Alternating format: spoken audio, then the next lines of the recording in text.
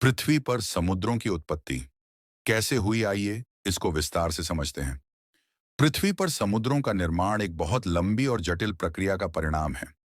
यह प्रक्रिया लगभग 4.5 बिलियन साल पहले शुरू हुई, जब पृथ्वी का निर्माण हुआ था। इस दौरान ग्रह का वातावरण अत्यधिक गर्म और गैसीय था, और यह धीरे धीरे ठंडा हुआ, जिसके परिणाम स्वरूप समुद्रों का निर्माण हुआ। इस प्रक्रिया को समझने के लिए हमें पृथ्वी के विभिन्न भौतिक और रासायनिक बदलावों पर ध्यान देना होगा, जो समुद्रों के निर्माण में सहायक रहे। Fact number 1। प्रारंभिक पृथ्वी और वायुमंडलीय स्थिति। जब पृथ्वी का निर्माण हुआ, तो यह एक गर्म और पिघली हुई गेंद की तरह थी।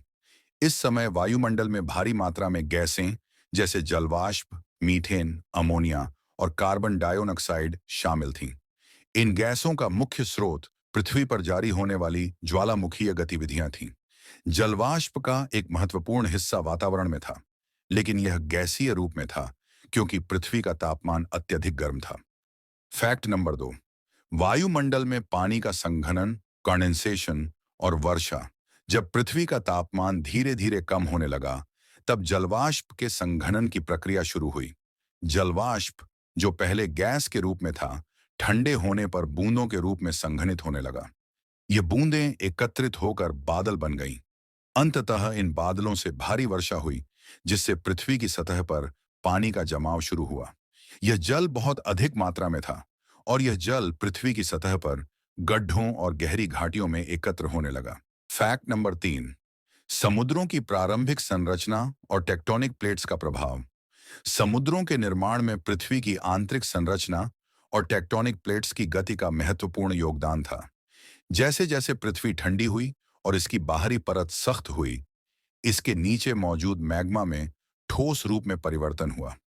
पृथ्वी की सतह पर टेक्टोनिक प्लेट्स जैसे महाद्वीपीय प्लेट्स का निर्माण हुआ, जो लगातार एक दूसरे से टकराती और अलग होती रहीं। इन प्लेट्स की हलचल के कारण पृथ्वी की सतह में दरारें और घाटियां बन गईं, जिसमें पानी धीरे धीरे भरने लगा।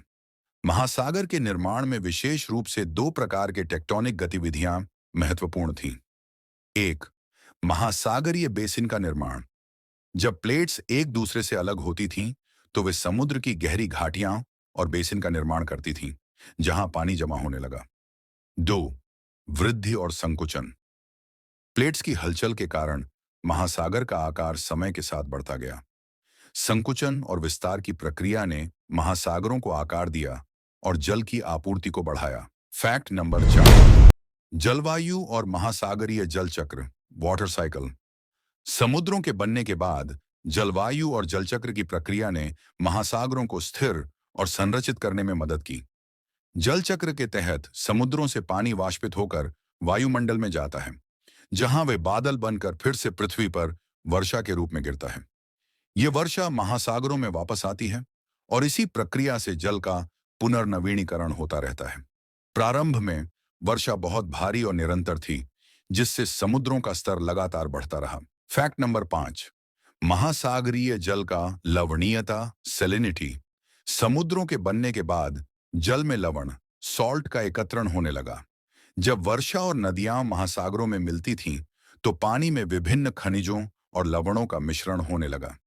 प्रमुख लवणों में सोडियम क्लोराइड, NaCl शामिल हैं, जो समुद्र के पानी को खारा, सैलाइन बनाते हैं। समुद्रों के खारे पानी का यह विशिष्ट गुण आज भी पृथ्वी के महासागरों की पहचान है। Fact number 6। जीवन का उत्पत्ति और समुद्रों की भूमिका। समुद्रों ने जीवन के विकास के लिए उपयुक्त परिस्थितियां प्रदान की।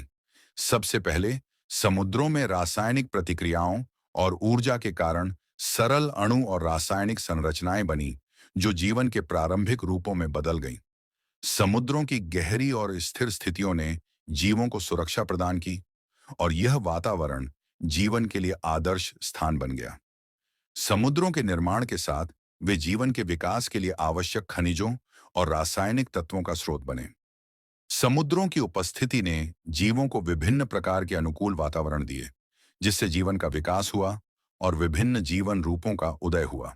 निष्कर्ष: पृथ्वी पर समुद्रों की उत्पत्ति एक जटिल और दीर्घकालिक प्रक्रिया थी, जो पृथ्वी के प्रारंभिक दिनों में वायुमंडल की गैसों, ज्वालामुखीय गतिविधियों, टेक्टोनिक प्लेट्स की हलचल और जल चक्र के परिणाम स्वरूप हुई।